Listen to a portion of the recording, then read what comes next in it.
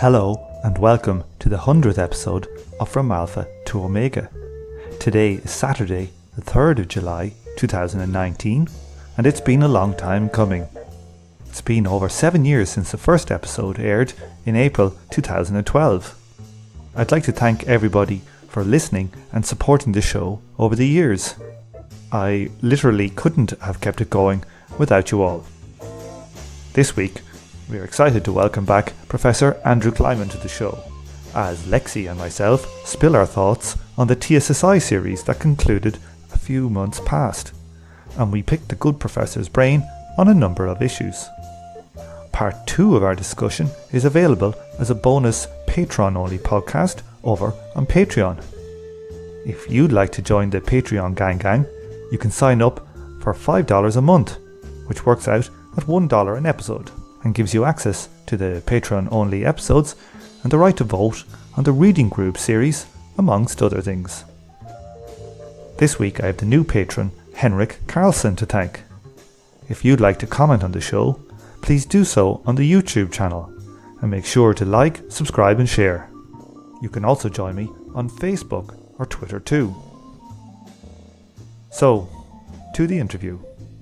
Well, Andrew, Lexi and myself were the two probably most major stalwarts on the TSSI series we did. I think that we both came away with a lot of respect for the TSSI and consider ourselves proponents. Lexi, is that right? Yeah, I mean, I think that there's probably still some things about this whole system that I don't understand, but basically since I read Reclaiming Marx's Capital in 2013, I've basically haven't been able to see like the counter argument to why this isn't Marx's theory. I haven't seen anyone really produce like a good counter argument to that. So yeah, and so far as this is Marx's, like I think that's the book makes that case. TSSI is how you interpret Marx. Yeah, Andrew, like what do you make of that? Like what's the reception been of like just random weirdos like me and Lexi on the internet to the TSSI? Do you get any sense for like new people coming to trying to understand Marx economics, and do you think that they are coming to it from a TSSI point of view? Well, it's mixed. I mean, first of all, I'm on social media a lot less than I used to be, hardly at all. And what I get is, I get communications from people. They send me email messages or whatever. People who have some kind of philosophic bent or scientific bent tend to be more open and appreciative of what we've done, more inclined to accept the interpretation. There are a lot of younger people who are kind of like careerists and whatever, as well as younger people who are not and are just more concerned with what they think. And once you have either of those things, careerism or, this is all about meism, then the whole idea of, correct interpretation and adequate interpretation of what Marx himself was putting forward in Capital, that just goes out the window. And the moment it goes out the window, then the TSSI goes out the window, because it is very definitely an interpretation of the text that stands or falls with whether it gets the text right. So the moment one doesn't care about that, and that informs so much of the discourse, that informs the reason that Marx was alleged to be internally inconsistent in the first place. It informs all of the negative reaction of the so-called experts to the TSSI, all the new young careerists and all the people who are just like, what is it that I think and how can I use this book to claim myself to be the inheritor of Marx, or whatever people want to do. As long as that's one's focus, rather than let's try to get the text right, then the TSSI is just never respected, and it's not even evaluated properly. It's not even evaluated as an interpretation. It's evaluated as an approach, something you use to do your own thing. And it's not that. So it doesn't fly among those kinds of people. You said earlier that people have a scientific and a philosophical bent take to it. When you say philosophical bent, what do you mean? I was quite surprised by that comment.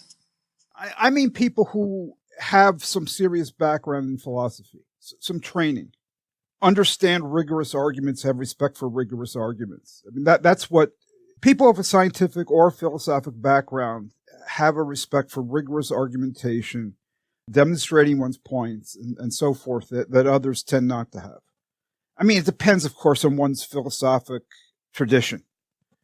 But yeah, that's what I was referring to. I wouldn't say, this is a universally applicable observation of mine. It's an observation, and, it's not, I don't think it applies to everybody of a philosophic bent or even perhaps everybody of a scientific bent. Yeah. No, I do know what you mean because I have a philosophy background. Yeah. And so that's how I was approaching this. Yeah, that's what I'm saying. Yeah, okay, good. Yeah, so I mean, even before I had a handle on the linear algebra, which when I first read the book and versus when I developed like a sort of handle on linear algebra was, about 7 years, right? So I was interested in this way before I could actually check anything approaching the research like beyond, logical argumentation and doing textual interpretation and, seeing if conclusions follow from premises. Right. So I get what you're saying, Andrew.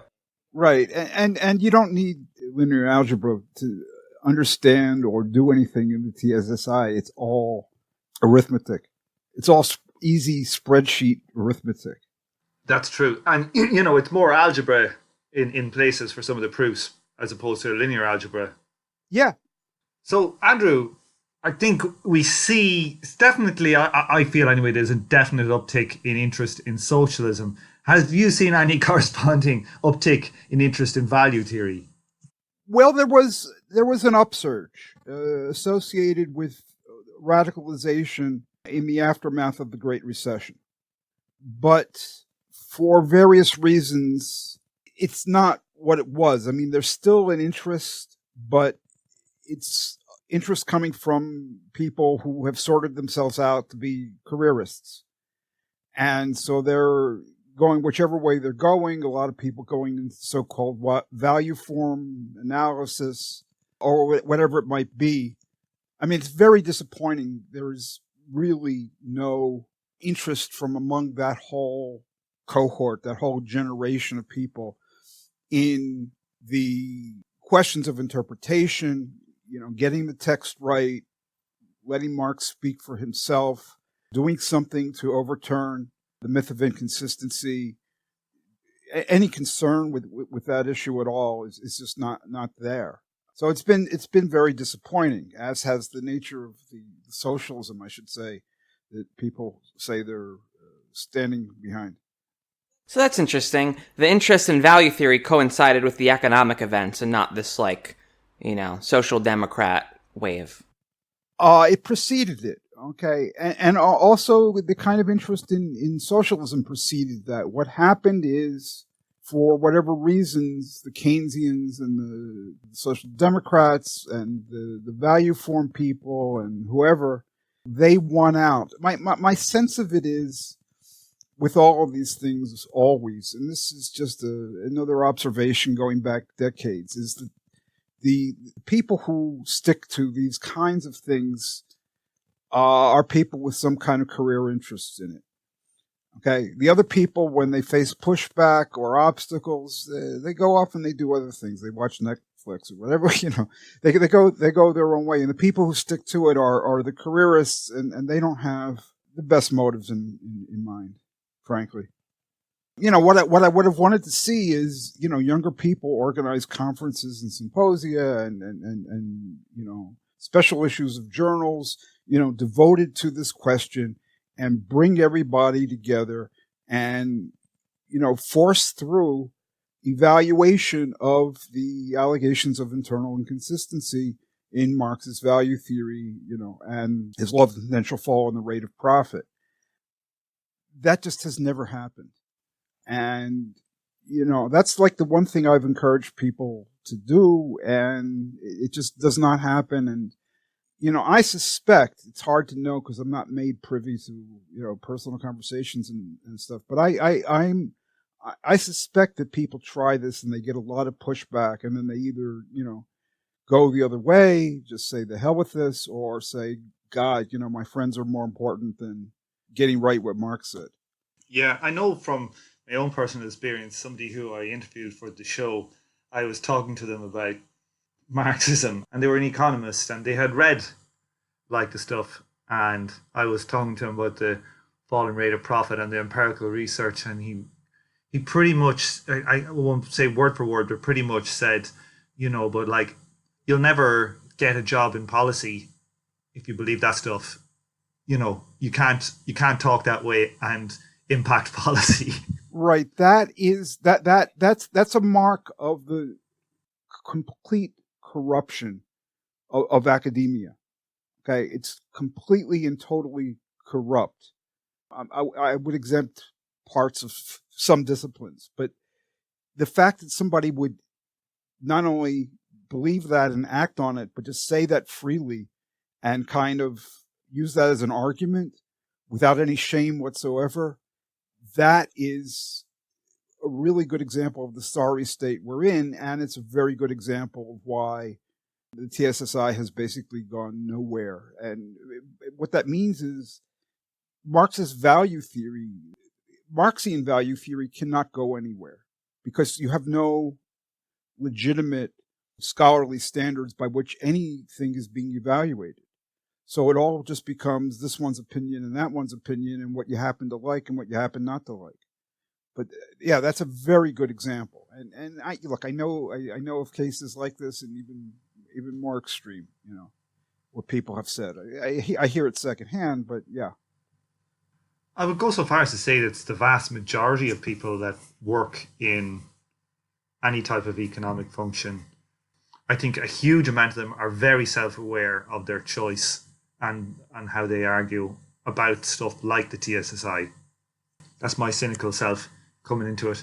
What do you mean by self-aware about how about like that guy who said it to me, or a person said it to me, was like, he was extremely self-aware in why he wouldn't touch certain stuff. Right. So they're aware that their judgments and choices are not being made on the basis of scholarly criteria. Yeah, I think so. Like, I think if you were to look at the vast majority of like post-Keynesianism, behind them all, they'd all be Marxists if they could. I feel like that. I feel like a lot of them would be Marxist if they could get a job in it.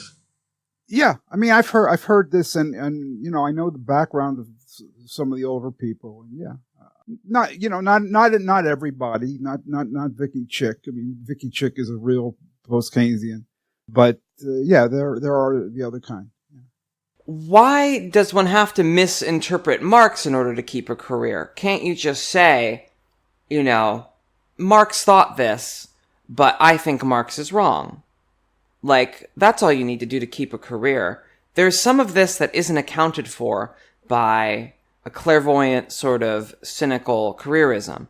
Some of this must be happening on, I don't want to say an unconscious level, but there's a need for belief in a different direction, right? Like, because I think that not all these people are holding their heads.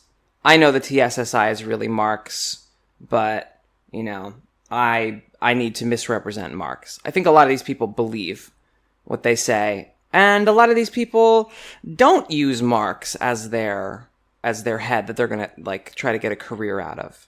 So like there's a number of like competing, I guess you might want to say, ideological pressures that cause people to distort this in a way that, just to give a more sympathetic read of the people who turn away from this and go watch Netflix. So me, after watching every Star Trek episode on Netflix, right, I come back to this. And, well, there's a sense of intellectual intimidation, right? One approach is a vast literature of, to a degree, it's a resounding chorus of, oh, I'm a Marxist, but yeah, Marx couldn't do math. I think it's hard to overstate how overwhelming it is for a young person that approaches this material to feel like they know something. And all the processes of skepticism that go along with growing up in a society like this kind of contribute to that. For the professionals, I don't have as much sympathy, obviously. But I think, I don't know, it's their job to clear away the miasma and sort of like, well, that's very idealistic. They could clear away the miasma if they wanted to. Like, sometimes you can read between the lines. Like in one of the cockshot videos recently, he more or less says that what Marx does in Volume 3, he believes leads to Schrafa, which therefore you have to look at him and say, oh, you disagree with Marx. But then he won't really cop to that last part, Anyway, there's sort of a lot there. I mean, I don't know. I mean, it's very likely that you're encountering people and types that I have never encountered. It's different generations, and, I've been an academic and dealing with academics mostly.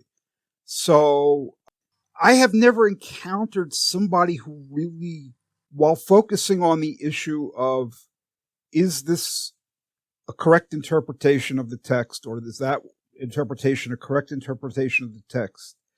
If that is what they're focused on, I have never encountered anyone who, with the exception of Fred Mosley, I should say that. I was just thinking of Fred Mosley. With the exception of Fred Mosley, I've never encountered anybody who actually believes that the TSSI is not a correct interpretation. It's hard to judge what somebody believes, but it's not impossible. And I'm just not aware of that. I'm aware of a lot of people who don't like the TSSI, who think that, there are better ways to go. But let me say another thing in response to what you said, Lexi. The issue is not always that one wants to adopt some other interpretation for some immediate careerist interest.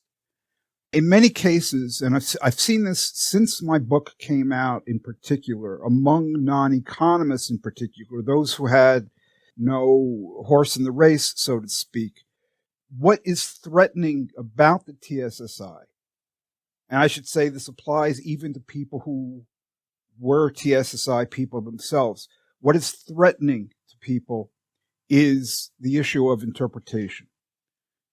What is threatening is the whole idea that there was this guy, Marx, he had things to say, he said them, and one can get them right or not right instead of just turning the question around as they have done and saying, did Marx get it right, whatever it is supposed to be? And none of, the social sciences and the humanities operate in that manner, whereby one's judgments about what other people said can be evaluated in a scholarly manner with regard to their truth value. Is this true? This claim about what so-and-so wrote, is it false what this claim is about what so-and-so wrote? They don't operate in this way.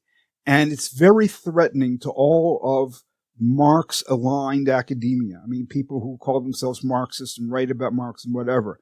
It's very threatening to them to have the issue become, are you getting Marx right? Instead of, here's what I want to say, and, is my approach appealing? So I don't know how that resonates with you, because I don't really know the people that you're dealing with. But that's, I would say, common, as well as just the plain careerist. I want to go with, cockshot people, or I want to go with value form people, or whatever. Resonates fairly well. Part of me always thought that the sort of like textual fun house interpretation kind of stuff that you get from Jacques Derrida and the, post-structuralist types was following a set of research norms that was kind of de facto set in motion by the Soviet bureaucracy and the sort of needs of the Marxist, sort of political traditions that ideologized Marx and distorted what he was saying for political reasons, essentially.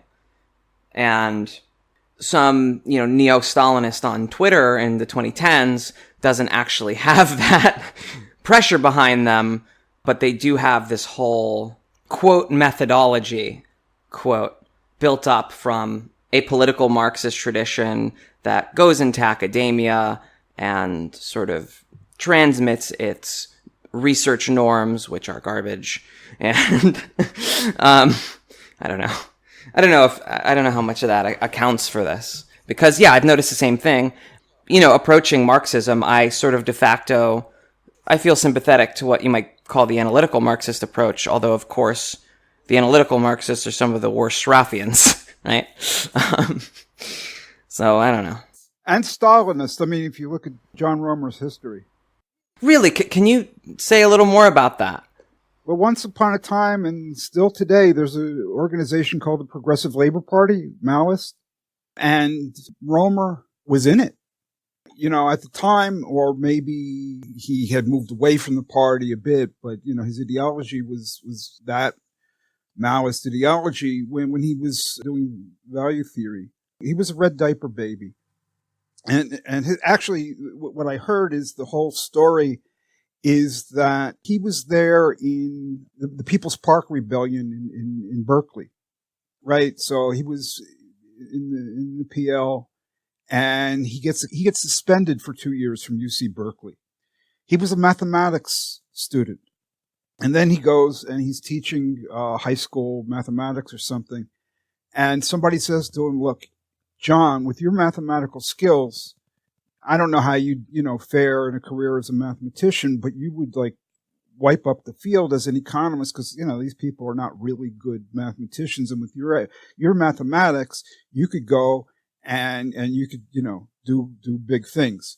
So when he re-enrolled 2 years later after the suspension, he re-enrolled in economics. He managed to get a degree in 15 months or so. He solved some problems, mathematical problems that a professor was having, and that was good. He didn't know what he was doing. I'm telling you a story that I heard, right?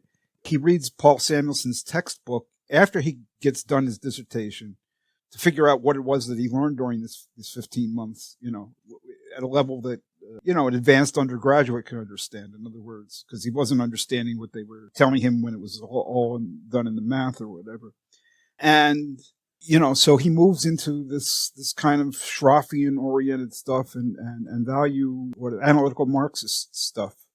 That's the history. Now, obviously he's moved away from that into kind of like Rawlsian social justice and stuff in recent decades.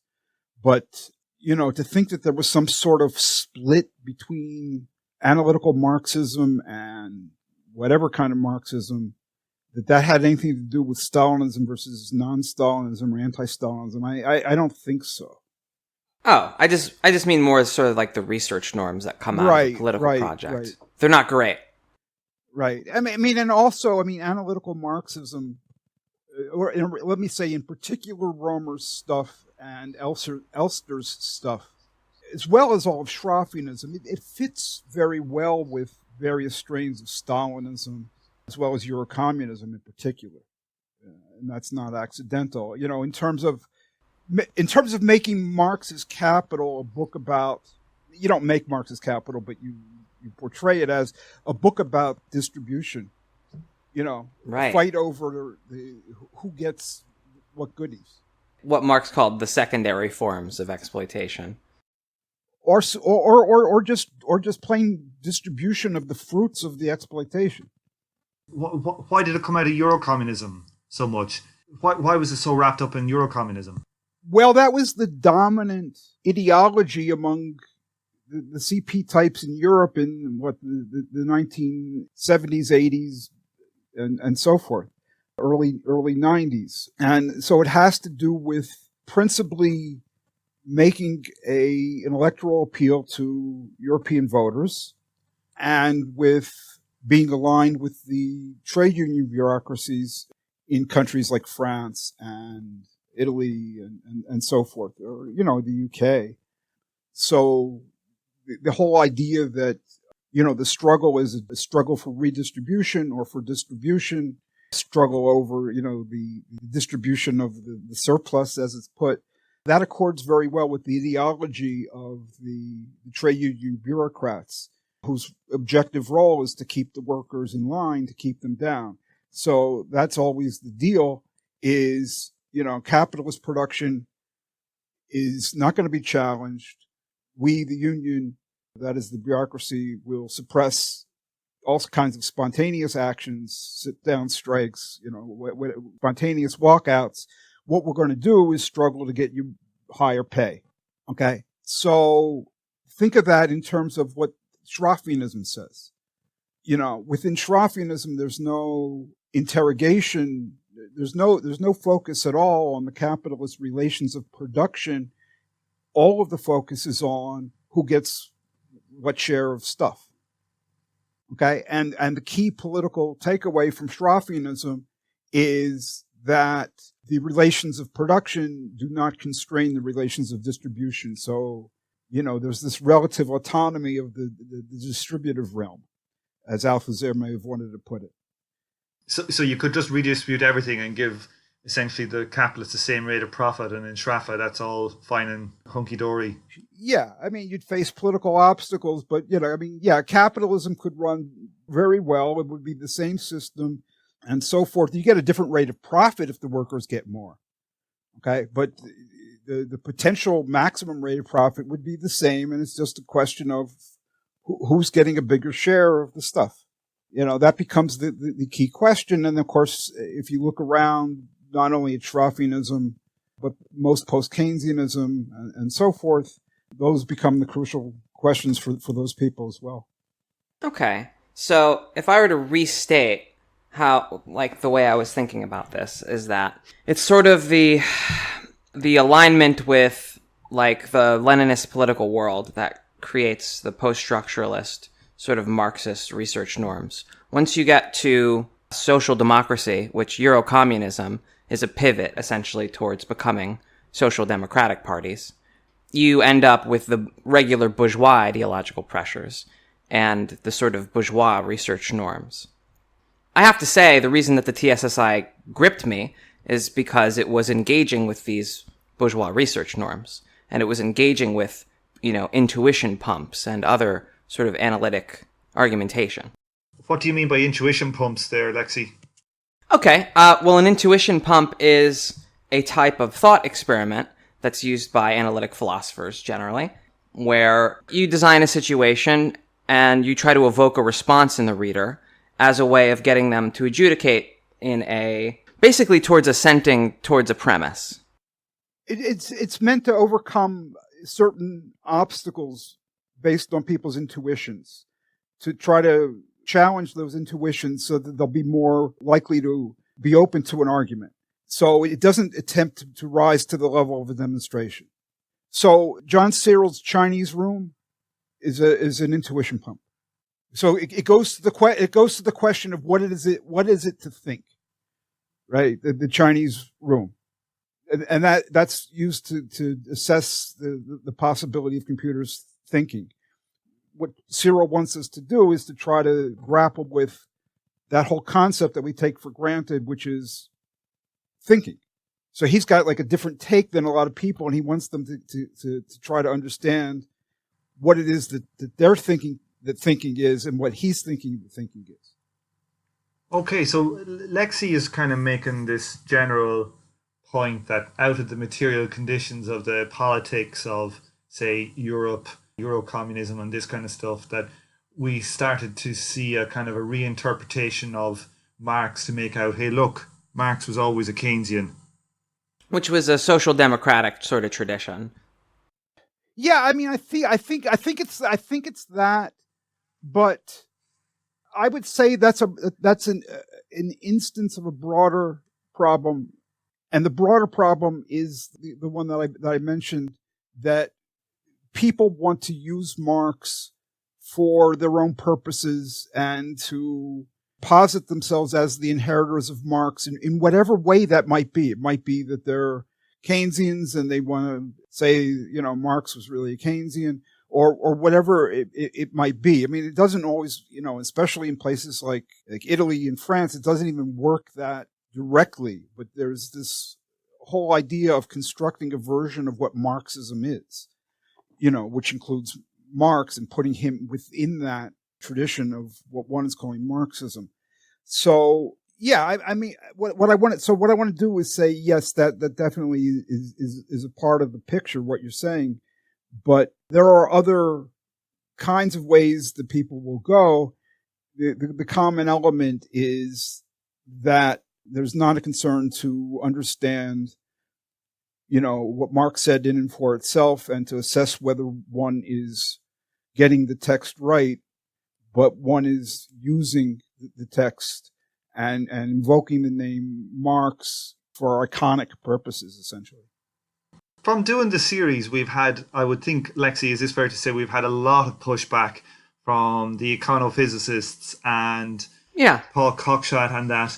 And only literally, I think, in the last week have I had really any kind of value form people contact me with any kind of critiques of the TSSI. This is kind of surprising to me, because in the literature, would people think that the value form part of, say, value theory discussion or whatever research is way more dominant in the academy? Would that be correct? Yeah, I think it's way more dominant. It's certainly got a broader appeal beyond economists to various kinds of people in the other social sciences and humanities. But those two things go together. Since they're bigger, they're not going to feel, and they have their own discussions, and one can make one's career comfortably, just as a value form person. It's just kind of natural that there's going to be less focus on trying to knock down the conclusions that you reached and the kind of investigations you were doing. It's probably also a function of, I'd say, the show itself, the podcast itself. It's much more of a scientific bent, so maybe that's who actually listens to the goddamn thing. So it's probably self-selecting. But I found that interesting. One thing that the person, I suppose, I don't want to go into all these mad critiques now, because so many of these counter critiques or whatever we get, so many of them don't lend themselves to the format of a podcast without having visuals and equations and stuff. But we'll try and just talk broadly about some, I think, that we can discuss on the podcast so that people can understand. But one simple one was a critique from the value former just literally this week, was saying that Kliman just thinks that value is made in production. They were making the case, well, value has a dual nature, that it can only be realized within exchange. Would you like to just talk a little bit about that critique and what exactly you think Marx says it and the TSSI says about this? Right. Well, first of all, the issue is not what Kliman thinks. The issue is what Marx thought. Okay. They go off on the wrong direction from the very get-go, and there's a confusion. There's a confusion in the way it's posed about Kliman thinking. Are we talking about Marx, or are we talking about what one thinks is true of reality? Or what about what Kliman thinks? Kliman. Oh my God. Okay. Well, I'm gonna bypass the mispronunciation of my name stuff. Sorry, Andrew. I couldn't resist the joke. Yeah. Okay. Let's talk about what Marx wrote. Value is created in production, and it is realized in exchange, or not realized in exchange, depending on the circumstance. Okay. There's no contradiction there. And so to say, oh, well, it can only be realized in exchange, it's not an argument against the idea that value is created in production. Now, one does need to be careful about the term realized. We have one term in English. There are multiple terms that can be translated all as realization in English. The term that Marx used, the German term, is one that means realization in the financial, commercial sense. When you have an asset and you sell it and you get money for it, that is realization in this commercial sense. So, for instance, let's say you have a house and the value or price, whatever, of the house goes up. So you have a capital gain. Let's say it's a $50,000 capital gain. You bought the house for $300,000. It's now worth $350,000. Okay. Now, whether or not you sell the house, you have the capital gain. So it's said to accrue. Okay. So there's the accrual of the capital gain. Okay. That's analogous to the creation of the value. There's the increase in the value, but you don't realize the capital gain in this technical sense until you sell the house. Now, that doesn't mean you're not richer. You had a house that was worth $300,000, now it's worth $350,000. You're $50,000 richer. Your additional wealth is in the form of a house that's worth more. Okay? So you own more value than before, prior to and irrespective of any realization of that capital gain.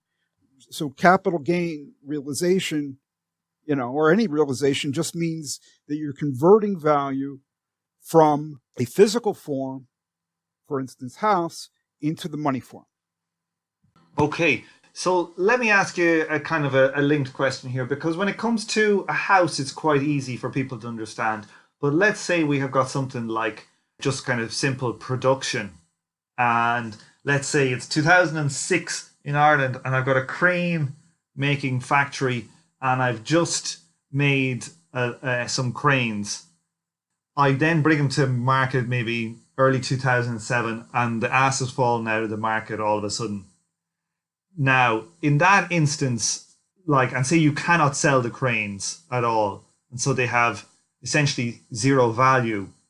But that, I think, is a trickier one for people to understand, because it feels like that the value in production is dependent on, say, when your productive labor now is dependent on a future estimate of what the market will take. Well, actually, it doesn't depend on estimation at all. Did you say crane, like CRANE? Yeah, for my next door neighbor, right? He worked for a crane place. It was hiring now. They weren't producing, but they were hiring cranes, and their sales fell by 99% in 1 year. Right. Okay. So you're not talking about the birds. You're talking about the excavation equipment. Yeah. Okay. Yeah. Well, it's not a question of estimation. If objectively there is no market, and the cranes are not worth anything, or they're worth less than they were before. And Marx says that explicitly. So something for which there is no demand has zero value. And he says it loses the value that it had. Okay. That again is not any level in contradiction to the idea that value is created in production. It was created in production. The crane, the moment it was produced, it had a certain value, whatever it might be, and it later lost that value. And this is no different from eating an apple. Okay? An apple is picked. It's got a certain value. It's sold. Let's say it's sold at that value or a price above or below that value. And you buy it at that price, and it's got the same price and value. And then you eat it, and it's there in your stomach, and it has no value. Okay? So it's like, how can you say the value is created in production? The apple in your stomach doesn't have any value, So doesn't consumption destroy value? I mean, yes, it destroys value, and economic conditions cause values of things to change and so forth. But as long as one keeps the temporality clearly in mind, first there's production, then there's exchange, then there's consumption. It's clear that each of these processes is distinct from one another, and they all play different roles. Creation of value, exchange of value, realization of value, consumption, which is also consumption of value. I don't have too much of a problem with people that have like a different set of intuitions about these things. But the value formers do what a lot of Marxists do, even though they're kind of, in a way, post-Marxists, right? Like, Heinrich's introduction to Marx is mostly pretty good, mostly says and flags, hey, this is where I disagree with Marx. But on this point, kind of fudges it, kind of makes it seem like Marx saw value as created in exchange, which textually I don't think is the case. And also privately, I've seen somewhat prominent value formers sort of casually say, yeah, Marx was a substantialist. Yeah, we think Marx had like a, only half broke with Ricardo and we're completing the break. They use all this Marxist language to say something. It's, Marx is wrong about this, but we're going to keep claiming to be the Marxists. Right. Heinrich's own way of putting it is that there are ambiguities in Marx. Sometimes went one way, sometimes went the other way. I don't think that he's got anything actually, in terms of textual support for that. And by textual support, I mean any passages that cannot be interpreted differently so as to render Marx's writings on the topic internally consistent with one another. There are some differences among these people. In general, what I think you're saying, Lexi, is kind of like the main value form line, but not universal, going way back, going back decades.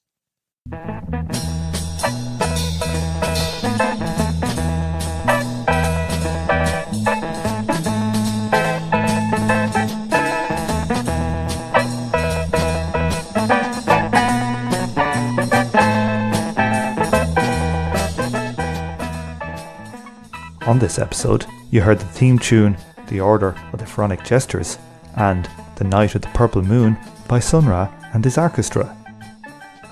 Thank you for listening, and please join me for the next episode of From Alpha to Omega. This show is a member of the Emancipation Network, a Marxist podcast and research collective. Make sure to check out our network sister podcasts, General Intellect Unit and Swampside Chats.